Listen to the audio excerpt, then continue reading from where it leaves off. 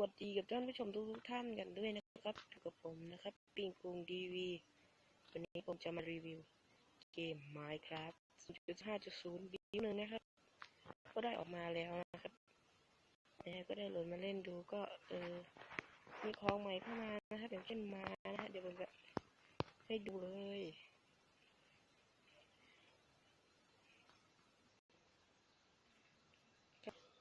รอแมปโหลดเดี๋ยวทำไมเป็นอย่างนี้วะออกไปปรับมุมมองนะครับของที่เพิ่มมาก็จะมีธนูครับหลากหลายชนิดหลากหลายรูปแบบครับและก็สิ่งที่ผมชอบเลยก็คือม้าครับมีเพิ่มเข้ามาม้าอุปกรณ์ขี่นะฮะแล้วก็แล้วก็เชือกป้ายชื่อนะฮะแล้วก็อะไรนะเขาเรียกอะไรวะพีสโตนนะฮะพีสโตนแล้วก็อะไรเนี่ยอะไรก็ไม่รู้ครับอะไรเอาแต่ว่ามันจะเป็นกาวครับกาวติดเลสโตนแล้วก็อะไรนี่อันนี้อ่านไม่ออกมันจะมีพวกนี้เข้ามาครับประมาณสิ่งที่ผมชอบเลยก็คือม้านะชื่อม้าป้ายชื่อม้าจะรีวิวให้ดูเลยฮะอันนี้นั่ง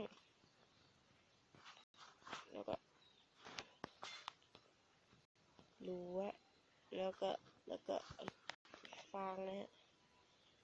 ฟางนี่ขาดไม่ได้เลยแล้วก็สีม้าออกมาครับปั๊บนี่อย่าเลยวะไม่เงี้ยคำหยาบก็ไม่ต้องสนใจนะนี่คำหยาบก็ไม่ต้องสนใจ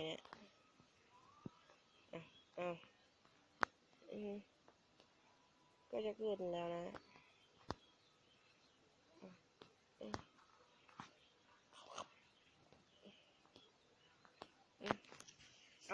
จะไปไหนชิปหายแล้วชิปหายนะก็ไม่ค่อยชินปุ่มนะฮะปุ่มเล็กอะไรข้อความอะไรนี่ก็ลองขี่มันไปนะฮะการที่จะขี่มันได้ก็ต้องขึ้นบ่อยๆนะฮะจนกว่ามันจะมีรูปหัวใจขึ้นนะฮะก็แปลว่าเราสามารถใส่นั่งได้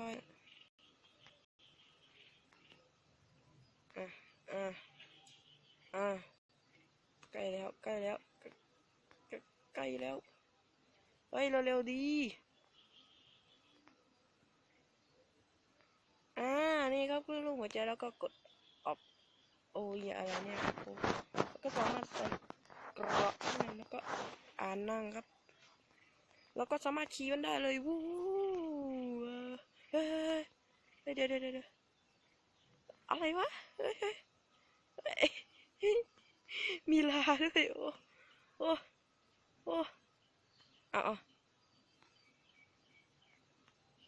คิดเนี่ยเฮ้ยก็เพิ่งรู้นะนี่มันมีลาโอเค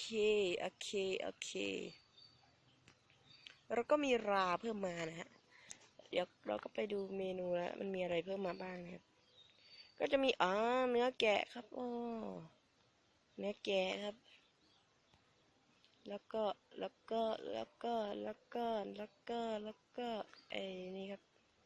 จะใช้ให้ดูเลยนะครับว่ามันใช้ได้หรือไม่นะฮะพวกอุปกรณ์เลสโตนอะไรที่มันเพิ่มมานะจะลองดูว่ามันใช้ได้หรือเปล่าลงแม่งนะอุปกรณ์แรกครับเราจะทดสอบกับสโตนนะพิสโตนบั๊กเลย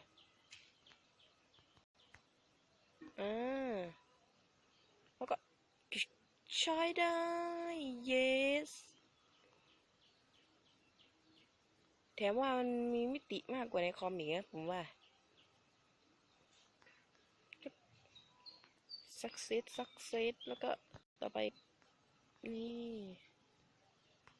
เติมนี่เข้าไปด้วย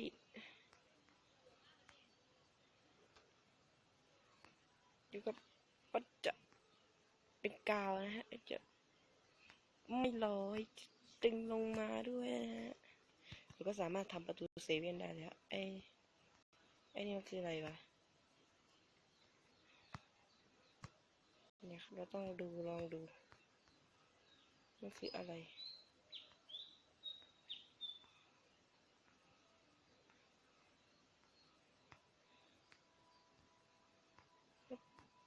มันคืออะไรวะมันคืออะไรวะทำอะไรไม่ได้ครับก็ก็ทำอะไรไม่ได้ฮะก็มีแค่นี้ครับรีวิวก็